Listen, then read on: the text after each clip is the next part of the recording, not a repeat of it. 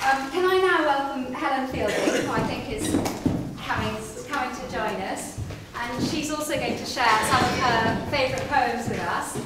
I'm sure you all know who Helen is, creator of the legendary Bridget Jones. The only thing I'd say about Helen is that she's also a great supporter of Save the Children and has been involved with them for a very long time, and indeed her first novel was set in a refugee camp in Africa. I recommend it. Helen. Thank you.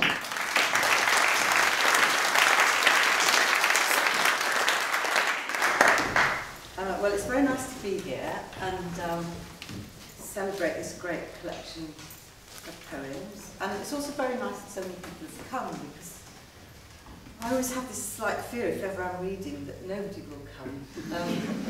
Largely because the first time I ever read from a book, actually only 2 people came. And one of them was someone I used to go out with at school. And then told me that he was gay. So I have been scarred. I'm very interested to hear your story as well. Very touching and inspiring. I actually slightly misunderstood the evening when it first came up and thought that we were hosting a discussion of classical poetry, which simultaneously went to my head and then completely terrified me, because of course I have no idea about classical poetry. I did study English at university, but I somehow missed the classical poetry term, I think because I was having a crush on someone. And the only fact it was not gay, I hope. But the only real fact I retained was that Wordsworth's I wandered lonely as a cloud was originally I wandered lonely as a cow. Until his sister Dorothy got hold of it and crossed out cow and put cloud. So I think a lot of people don't like it. Anyway, classical poetry, here we go. My favourite thing to read is self-help books. And I think that my favourite poems are the poems that function like self-help books. And one of my favourite poems, and actually Bridget Jones's favourite poem, is If by Rudyard Kipling, which I'm not very organised with all my bits of paper here. I read this poem to my children in an effort to knock some sense into them at night. But they look at me rather blankly. And actually Bridget always carried this poem with her, and she had it with her in the second Bridget book, when she was banged into a Thai jail for alleged drug smuggling. And this is what sort of kept her going, apart from the first line, which is, if you can keep your head when all about you are losing theirs and blaming it on you. And this worried her because she wasn't sure if they still had beheading. Anyway, she escaped. If you can trust yourself, and I hope you're listening, children, when all men doubt you, but make allowance for their doubting too. If you can wait and not be tired by waiting, or being lied about, don't deal in lies, or being hated, don't give way to hating, and yet don't look too good, nor talk too wise. If you can dream and not make dreams your master, if you can think and not make thoughts your aim, if you can meet with triumph and disaster, and treat those 2 impostors just the same, if you can bear to hear the truth you've spoken, twisted by knaves to make a trap for fools, or watch the things you gave your life to broken, and stoop and build them up with worn-out tools. If you can make one heap of all your winnings and risk it on one turn of pitch and toss, and lose and start again at your beginnings and never breathe a word about your loss. If you can force your heart and nerve and sinew to serve your turn long after they are gone, and so hold on when there is nothing in you except the will which says to them, hold on. If you can talk with crowds and keep your virtue, or walk with kings, nor lose the common touch. If neither foes nor loving friends can hurt you, if all men count with you, but none too much. If you can fill the unforgiving minute with 60 seconds worth of distance run, yours is the earth and everything that's in it. And which is more, you'll be a man, my son, or a woman, my daughter. And it's about 60 seconds worth of distance run. I'm not really sure about that. It always puts me off a bit. And I also worry about this thing about if you can make one heap of all your winnings and risk it on one turn of pitch and toss, because Rudyard Kipling was supposed to be sort of in the war in India and stuff, and I always get this idea that he perhaps might have been sitting round on the terrace drinking gin, and it doesn't seem quite right to be putting all his money onto the game of Mahjong or something. But generally, I think it's a very inspiring. Now, we turn to the great poet, John Dryden, an epitaph. Now, this one rather surprised me, because I always thought that John Dryden was quite a literary chap. Epitaph, it says, comes from the Greek word, as we all know, epitaphion, which means a speech at a tomb. It is most often a short verse or phrase written on the headstone over someone's grave. Epitaphs can range from comforting words designed to reassure those who are left behind to descriptions of the person commemorated. And John Dryden wrote, "Here lies my wife, here let her lie, now she's at rest, and so am I."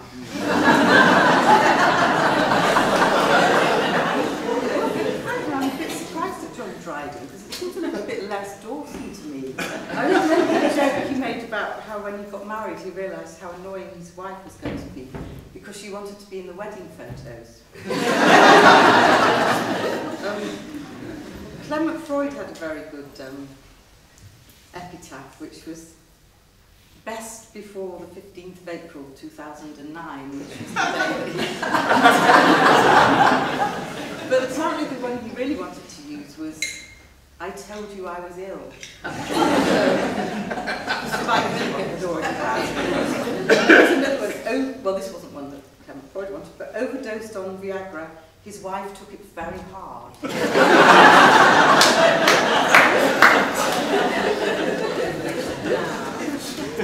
Now we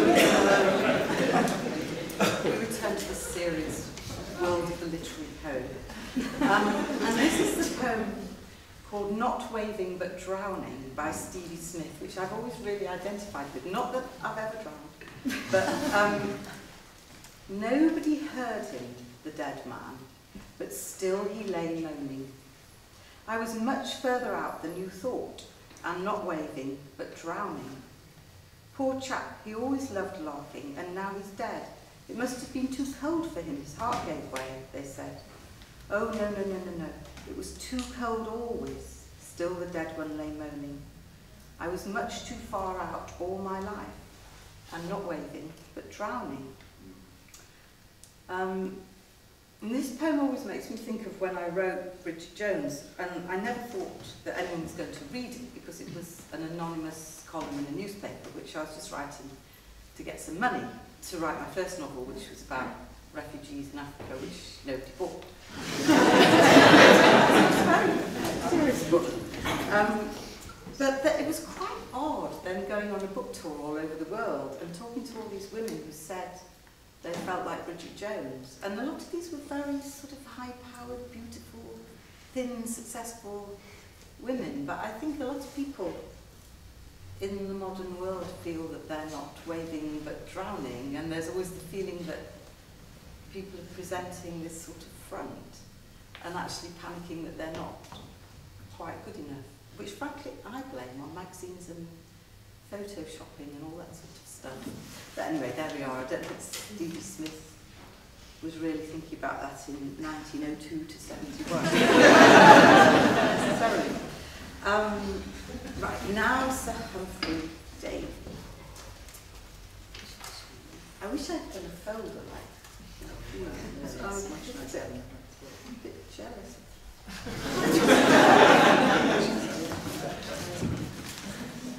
It's very good when we get to it. Here we go. It's quite short, actually. But this is another poem about... I think the poems are very good when you identify with them. Sir Humphrey Davy detested gravy. He lived in the odium of having discovered sodium. And that's the end of the poem. But I do feel for him, because I too discovered recently that sodium is really, really bad for you, and it's just in just like everything, like curry, indeed gravy, bisto. So thus, as we can see, it's very powerful. It speaks to something you yourself felt.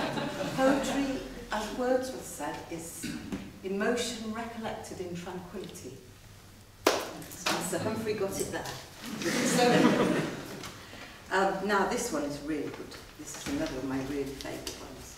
And this is also Nelson Mandela's favourite poem, apparently. I mean, it might not definitely be, but I've heard it. And it's a really good self-help book poem. And apparently when he was in prison in Robben Island for 25 years, he used to read it to the other prisoners. Out of the night that covers me, black as the pit from pole to pole, I thank whatever gods may be for my unconquerable soul. In the fell-clutched circumstance, I have not winced or cried aloud. Under the bludgeonings of chance, my head is bloody but unbowed. Beyond this place of wrath and tears looms but the horror of the shade, and yet the menace of the years finds and shall find me unafraid. It matters not how strait the gate, how charged with punishments scroll. I am the master of my fate. I am the captain of my soul. I usually apply that poem to some unbelievably petty little dispute I'm having with some other parent at the school gates or something like that. But no, I think it's a great poem. It's a really good that one. And then changing the tone, we turn to Longfellow, H.W. Longfellow, 1807 to 82. I'm actually going to read a slightly amended version of this poem, There Was a Little Girl, which was a version the boys on our school bus used to say, and I hope Longfellow will forgive me. There was a little girl who had a little curl right in the middle of her forehead. When she was good, she was very good indeed. And when she was bad, she was bloody fantastic.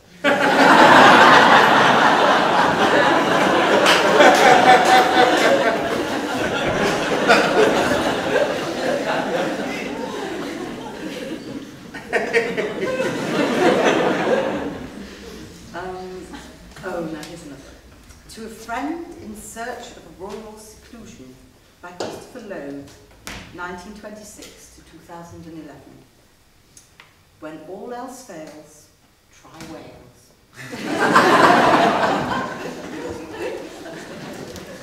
Poems don't have to be long. Powerful. Fiercely powerful. Now, this is a good one. I always like poems, as you said, which have a line in them which is really famous and you don't know where it came from, and then you realise, you read the poem and realise that it came from this. And I think that the line that's famous in this poem, which comes right at the end, is a very crucial sort of romantic line. And I think it's very relevant in the age of texting, romantic texting, because I think people are always, it's quite scary texting, and people are often sending text to people and daring to press the text button, and then fearing what the reaction will be because they've exposed themselves. And obviously, I don't think Yeats necessarily had this world in mind. He was a long time ago. He was Irish, as we know. But here is his poem. And again, I don't think one should put the whole of a poem like this in text. It would scare someone off. But he wishes for the cloths of heaven.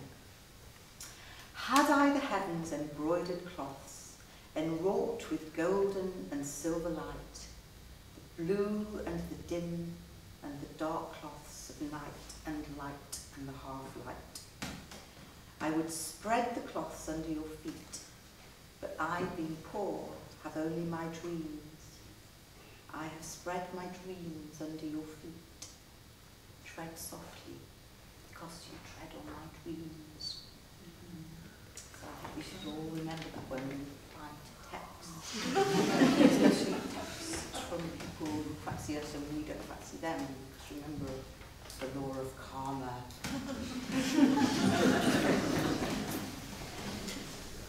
So this one is...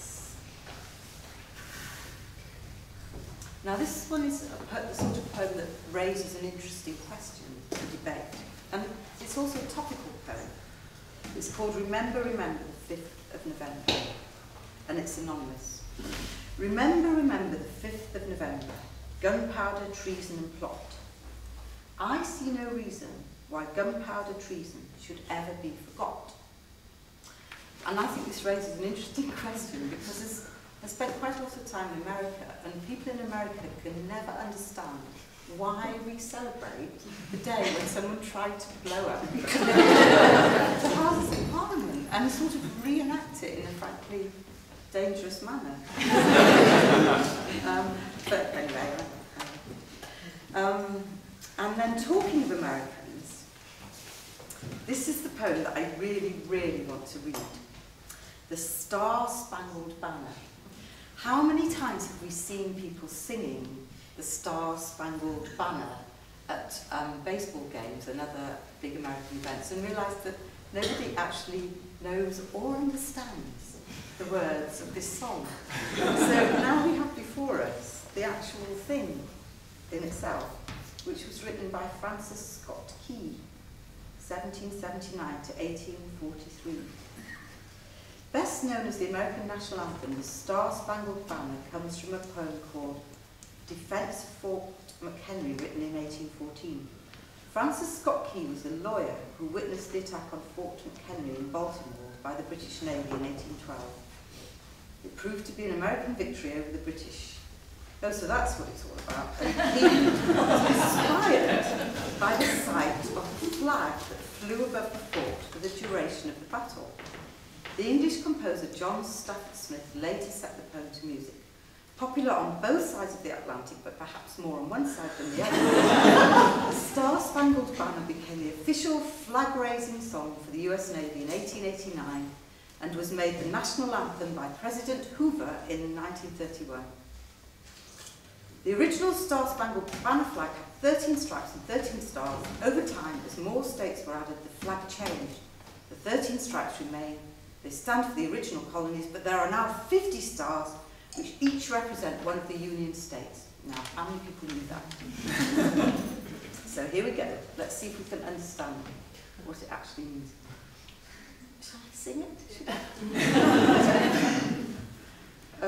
I'll start it off singing, just to put us in the... Oh, say, can you see by the dawn's early light? I can't sing it, it's too high. What so proudly we hailed at the twilight's last gleaming, whose broad stripes and bright stars through the perilous fight, all the ramparts we watched were so gallantly streaming, and the rocket's red glare, the bombs bursting in air, gave proof through the night that our flag was still there. Oh, say, does that star-spangled banner yet wave, o'er the land of the free and the home of the brave? Does that make sense? Yeah. Sort of, yeah. On the shore dimly seen through the mists of the deep, where the foe's haughty host in dread silence reposes, what is that which the breeze o'er the towering steep, as it fitfully blows, half conceals, half discloses? Can we guess, perhaps? Now it catches the gleam of the morning's first beam, in full glory reflected, now shines in the stream. 'Tis the Star-Spangled Banner! Oh, long may it wave o'er the land of the free and the home of the brave. And where is that band who so vauntingly swore that the havoc of war and the battle's confusion, a home and a country should leave us no more? Their blood has washed out their foul footsteps' pollution. Do they really sing this all the way through? No refuge could save the hireling and slave from the terror of flight or the gloom of the grave, and the star-spangled banner in triumph doth wave, or the land of the free and the home of the brave. Oh, thus be it ever when free men shall stand between their loved homes and the war's desolation. Blessed with victory and peace, may the heaven-rescued land praise the power that hath made and preserved us a nation. Then conquer we must, when our cause it is just, and this be our motto, in God is our trust. And the star-spangled banner in triumph does wave, for the land of the free and the home of the brave. So there we are.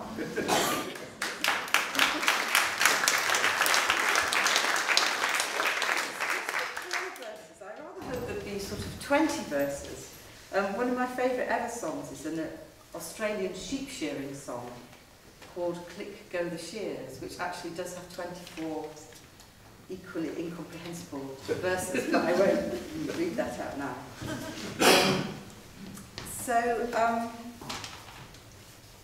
What I think about this book in general is that it's a very clever collection of poems, because it has funny ones, sweet ones, classic ones, little known ones, and I think poetry's sort of rather faded from popular culture. I think the nearest thing we get to it now is probably rap music, which I think it's a shame there aren't some rap poems in here, because I think it's the most inventive use of language that we're seeing in modern culture. But it's a shame that we don't. It's interesting though, when people are going through some emotional creeds, they nearly always write in verse, even if they don't know it. Yeah, it's probably true, isn't it? Or if they're in love, or if they're very, very sad, they find themselves writing poetry. It's a natural thing to do. Anyway. Well, I mean, I suppose songs are the exactly. pop songs are the modern version of poems, aren't they? Well, in the end, I think I'm going to read the first poem that I really liked. And I think at that point, what I liked most about poems was that they rhymed and scanned. And I think, although poems don't have to rhyme, it's nice when they do. So, this is The Frog by Hilaire Belloc, which was my first favourite poem. Be kind and tender to the frog, and do not call him names. Slimy Skin, or Pollywog, or likewise Ugly James, or Capagrin, or Toad Gone Wrong, or Billy Bandy Knees. The frog is justly sensitive to epithets like these.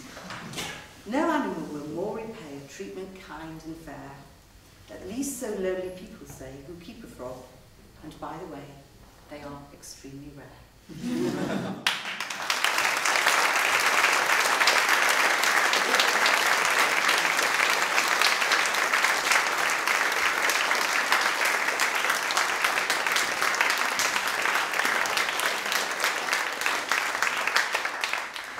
Thank you very much. I'd never thought that I'd hear the Star-Spangled Banner read in the style of Dr. Seuss, but now I really understand it. I was moved to tears, Isla, by what you said about learning to read. And you made me feel that you'd done my job for me, because I was going to talk about VRH and what it does. But what it does is help people who don't have teachers or classmates quite as kind as Isla's. Volunteers go into the schools and they read with children who don't get read to at home, don't have anybody to read with. And it's a very inexpensive charity, and it works. It is probably in a school near you. It's certainly in schools near us, and we want to get more volunteers there.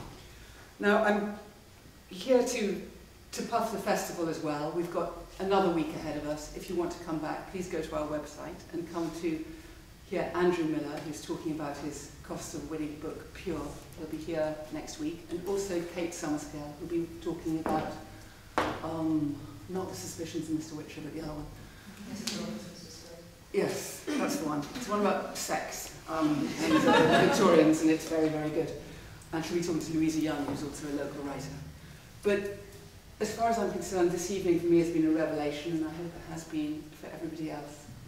I didn't expect to hear so much poetry read so well. I didn't expect to laugh or to be moved or to listen with all my ears, and I certainly didn't expect to wish it not to end. But on that note, I want, can you all thank Rachel and the actors and Helen.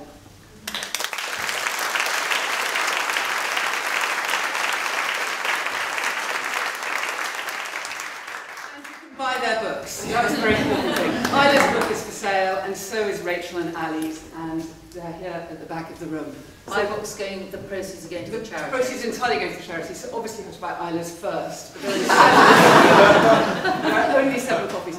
And now you can renew the applause.